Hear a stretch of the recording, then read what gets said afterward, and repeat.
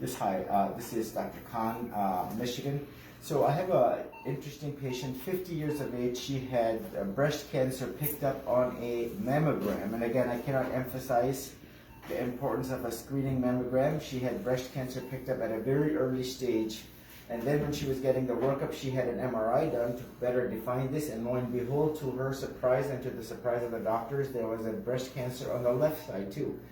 So in 2019, she ended up getting a nipple-sparing mastectomy, and lymph nodes were negative, and she ended up getting reconstruction with alloderm and also what was a tissue expander. And then subsequently, she had a replacement of the tissue expander, removal of the tissue expander, and placement of what are implants. Now, today the task was, she's going to be flat-chested. I tagged the stitch over here at 12 o'clock, which is the nipple-sparing mastectomy. And as you can see, they can go ahead and look at the area over here to confirm that there is no breast cancer, given the history of breast cancer on not only the right, but also of the left. And again, it goes to show you 1 out of 8 or 9 women are going to get breast cancer. So now what I'm going to do is, this will be going to pathology as a right mastectomy scar. Now I did in the process remove some basically clips. As you can see right here, clips. Her reconstruction was done in 2019. Some of the oncologic surgeons, they like to use clips, but it's not a smart idea, especially the proximity of. And these clips were sitting right next to and on top of the implant. Now as you can see, the end block was done. Complete removal of the implant, the capsule, plus the alloderm. See this white? We'll see it on the inside. The alloderm was also removed. All foreign bodies removed. There's no inflamed tissue. Look at this tissue. This is not healthy, right? This is scar tissue. I removed this as well. And so that there is no inflammatory burden left behind, and block the gold standard. Likewise on the left. So what I'm going to do is I'm going to go ahead and cut this open, and I'm going to go right here at this interface. Now these are from 2019, very unlikely that they're ruptured. These are what the patient stated were the gel implants. And so let's go in and block the gold standard. She has no drains. She's a flat chest, which was the goal. Look how, as I move this over, look how thin, transparent, saran wrap thin this capsule is. And so as I cut this open, Caitlin, can you give me another pair of gloves, please? So as I cut this open,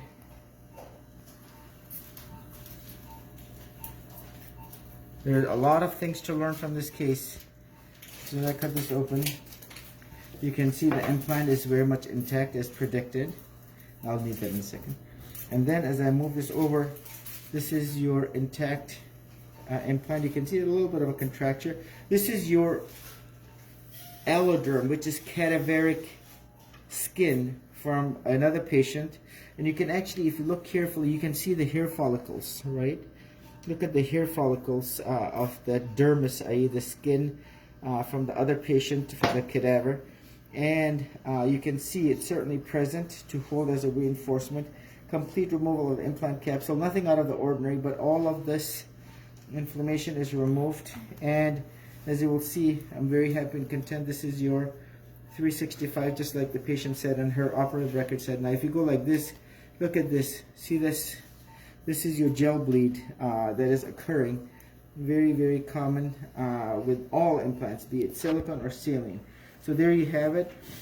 Complete removal of the alloderm, capsule, clips, nipple sparing mastectomy, that's mastectomy scar, which is going to go to pathology, and implants always return to the patient. I'm going to go ahead and change my gloves to be complete. Do you have a blue glove thing?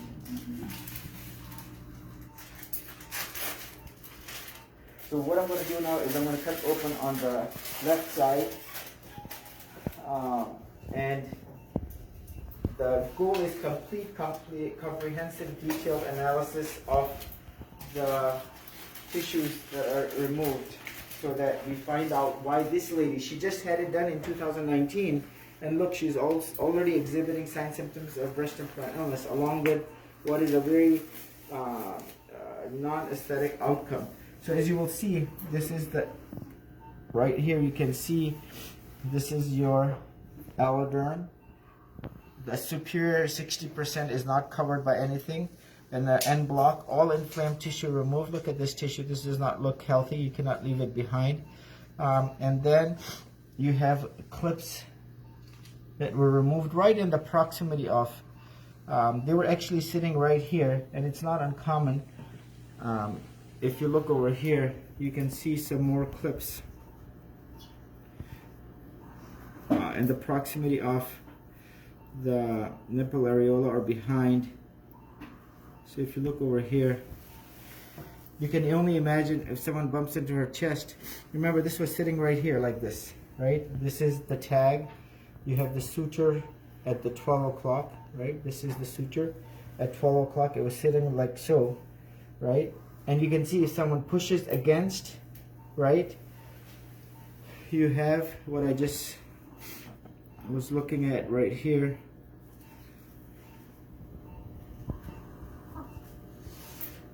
This is a metal clip, right? There are multiple. There were a lot of them, so I removed all what I could see, and I was looking for them. The eyes don't see what the mind doesn't know. So the mastectomy scar is going to be going to pathology to rule out breast cancer, given the history of breast cancer on the left side. And now what I'm going to do is I'm going to go ahead and cut this open. Again, complete end block. Let me go ahead and go in from this side, again from the back side. Look at this tissue.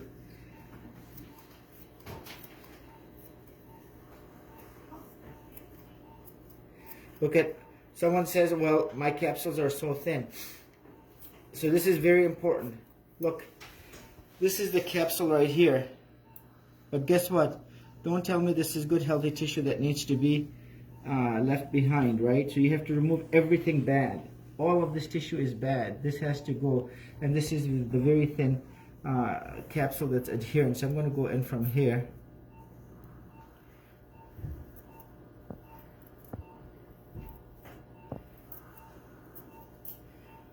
Very, very thin. So there you go.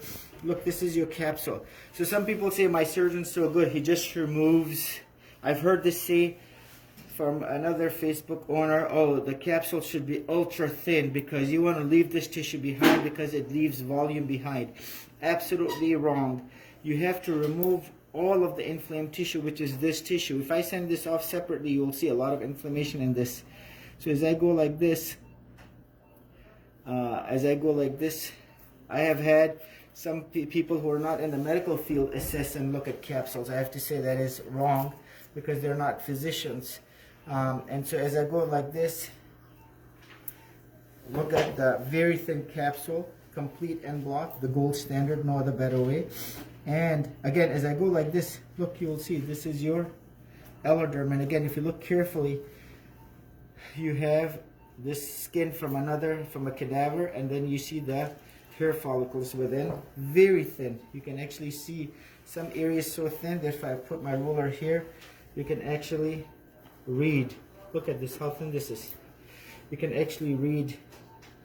It doesn't take much to go into it. Obviously this is not ruptured, but had it been, you do not want this to spill. So the goal is to do it very carefully. And all scar tissue removed, as you saw, this one. All inflamed tissue removed along with the capsule, foreign body removed, the nipple sparing, mastectomy, implants always return. So this is what I say, this is the Khan procedure, this is how I do it, this is what I believe. 20 years from now, I cannot imagine anyone else doing it any differently. Implant always return to the patient. The mastectomy scars always sent to pathology, rule out history of breast cancer on right left. Given the history, regardless, the mastectomy scar needs to be sent to pathology, rule out breast cancer, rule out any malignancy. The capsule plus the alloderm plus all foreign body removed, the capsule will be going to pathology, rule out the BIALCL, the squamous cell cancer, malignancy, breast cancer, whatever it may be.